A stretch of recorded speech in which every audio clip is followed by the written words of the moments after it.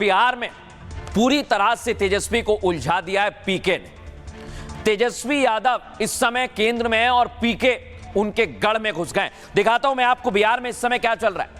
आज तेजस्वी यादव पुराने क्रिकेटर रहे और आज उन्होंने बल्ला थामा और कहा कि मैं चुनाव में भी सिक्सर लगाकर जीत दर्ज करूंगा।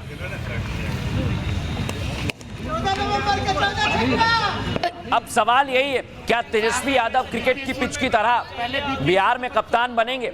लेकिन उनको रोकने के लिए कौन आगे आ गया है, ये आप देखिए, पीके आ गए। पीके ने तेजस्वी को चुनौती दी है और खबर तो यह है कि वो तेजस्वी के गढ़ से चुनावी मैदान में आ सकते हैं, लेकिन अभी इस पर सस्पेंस बना हुआ है।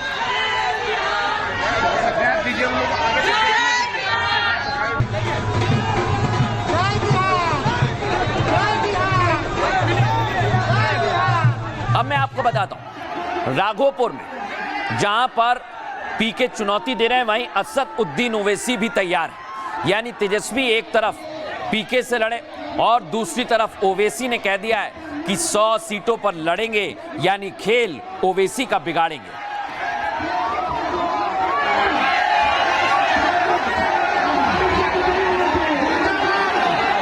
अब ये तो आपने हालत देखी है इंडिया अलायंस और अन्य दलों की, लेकिन बीजेपी के तमाम बड़े नेता बैग पैक करके दिल्ली आ गए हैं। बिहार के नेता, अब आप समझ लीजिए कि बैग लेकर आए हैं, मतलब सीटों को लेकर मंथन हो रहा है और बीजेपी में भी अभी सीट बंटवारे पर सिर्फ और सिर्फ सस्पेंस बना हुआ है।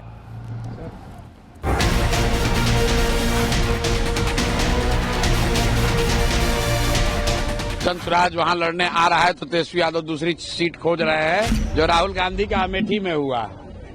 छोड़कर गए वायनाड तो अमेठी से ही हार गए। बिहार चुनाव में राघोपुर में सबसे बड़ी सियासी जंग देखने को मिल सकती है। पीके राघोपुर में तेजस्वी के खिलाफ ताल ठोक सकते हैं। पीके ने दावा किया कि जैसे राहुल अमेठी से भागे थे, तेजस्वी राघोपुर से भागेंगे। स्वराज वहां लड़ने आ रहा है तो तेजस्वी यादव दूसरी सीट खोज रहे हैं, जो राहुल गांधी का अमेठी में हुआ। छोड़कर गए वायनाड तो अमेठी से ही हार गए। पीके के चुनावी ऐलान पर आरजेडी ने पलटवार किया, कहा राघोपुर से सीएम चुनाव लड़ रहा है, सामने कोई भी आए फर्क नहीं पड़ता। राघोपुर की जनता तेजस्वी जी को विधायक के रूप में नहीं, मुख्यमंत्री के रूप में चुनने जा रही है। रिकॉर्ड मतों से जीतेंगे। तेजस्वी ने आज पटना में युवाओं के साथ क्रिकेट खेला। सवाल है कि क्या पीके तेजस्वी का चुनावी गेम बिगाड़ देंगे? क्या तेजस्वी चुनावी मैच जीतकर बिहार के कप्तान बनेंगे या फिर पुरानी कहानी दोहराई जाएगी? अब कहा जा रहा है कि सबसे बड़ी लड़ाई बिहार की यही होगी, क्योंकि यहां पर कप्तान मैदान में यानी तेजस्वी यादव। प्रशांत किशोर लगातार चौंकाने वाले फैसले ले रहे हैं। पहले खबर थी कि प्रशांत किशोर चुनाव नहीं लड़ेंगे, लेकिन अब पीके राघोपुर में तेजस्वी को चुनौती देने की बातें कर रहे हैं। पीके ने कहा राघोपुर की जनता चाहेगी तो मैं वहां से लड़ूंगा और कल हमारी केंद्रीय समिति की बैठक है। पीके कहते हैं उसी बैठक में राघोपुर पर चुनाव लड़ने का फैसला होगा।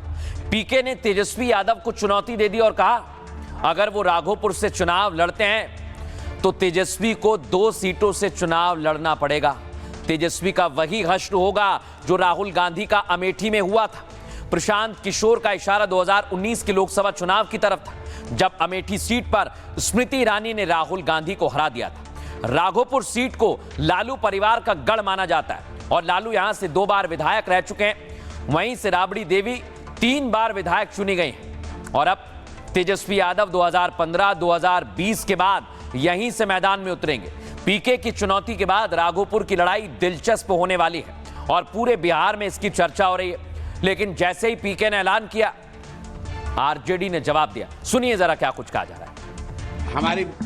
हमारे लड़ने की बात सुन के तेजस्वी यादव को राघोपुर छोड़ के भाग जाना है।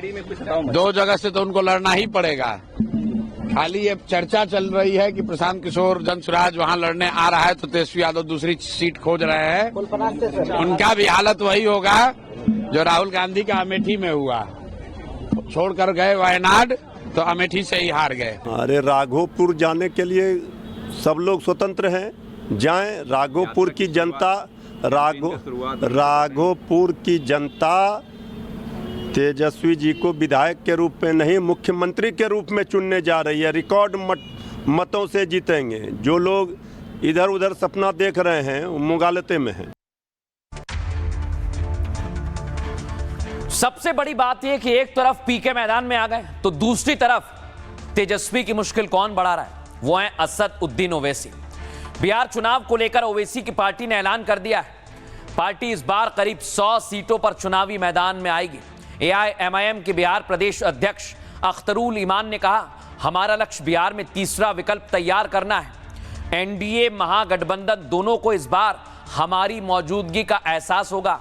पार्टी कुछ समान विचारधारा वाले दलों से बातचीत कर रही है ताकि बिहार में एक थर्ड फ्रंट खड़ा हो जाए। इतना ही नहीं, ओवैसी के विधायक ने कहा कि हमने गठबंधन के लिए लालू यादव को पत्र लिखा, लेकिन लालू यादव की तरफ से कोई जवाब नहीं मिला। अब हम अपने दम पर विस्तार करेंगे। 2020 में असद उद्दीन ओवैसी के 5 विधायक जीत कर आए थे। 2022 में 4 विधायक आरजेडी में शामिल हो गए। अख्तरुल ईमान पार्टी के एकमात्र विधायक बचे हुए हैं और ओवैसी की पार्टी सीमांचल में जनाधार को बढ़ा रही है।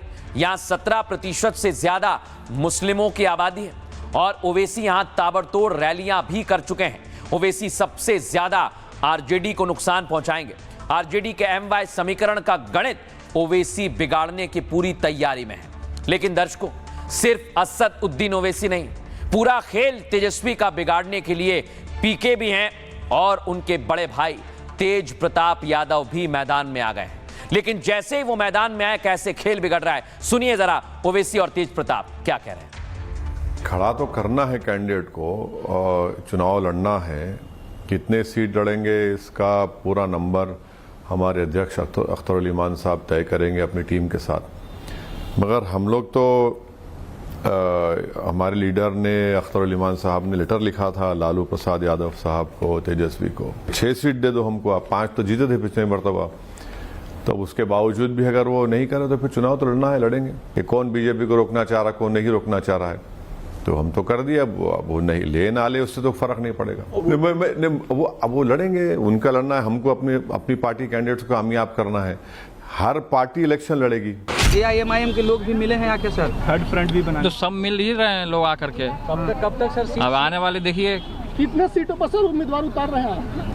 वो हम परसों आपको डिसाइड कर देंगे। हम क्या राघोपुर से भी उम्मीदवार उतारेंगे? परसों बता देंगे। परसों गठबंधन बना रहे हैं चंद्रशेखर की पार्टी से हो रही है आपकी, वो बता दिया जाएगा। परसों ऐलान करूंगा मैं। अब इधर तेजस्वी की मुश्किल सिर्फ इतनी नहीं है। कांग्रेस ने आज अल्टीमेटम दे दिया है। साथ में घूमे थे राहुल गांधी, लेकिन कह दिया है कल तक बताइए सीट पर आप क्या कर रहे हैं, नहीं तो फिर फैसला ले लिया जाएगा। अगली तस्वीर दिखाइए। कांग्रेस ही नहीं, वीआईपी पार्टी के मुकेश साहनी भी कह रहे हैं कि डिप्टी सीएम तो मैं ही बनूंगा। अब सीट बटी नहीं है, चुनाव हुआ नहीं है, लेकिन उन्हें डिप्टी सीएम बनना है। यानी इंडिया अलायंस में महागठबंधन में इस समय खींचतान मची हुई और सीटों का फॉर्मूला पूरी तरह से तैयार हो गया। इंडी गठबंधन का फॉर्मूला क्या है? ये फॉर्मूला है दर्शकों, जो हमारे सूत्र बता रहे हैं। 145 पर आरजेडी, 55, 56 और इसी के आसपास राहुल गांधी यानी कांग्रेस पार्टी को सीट मिलेगी। लेफ्ट 22 सीट और मुकेश सैनी को 18 से 20। इंडी गठबंधन में सीट बंटवारे को लगातार पेच फंसा हुआ है, सहमति नहीं बनी।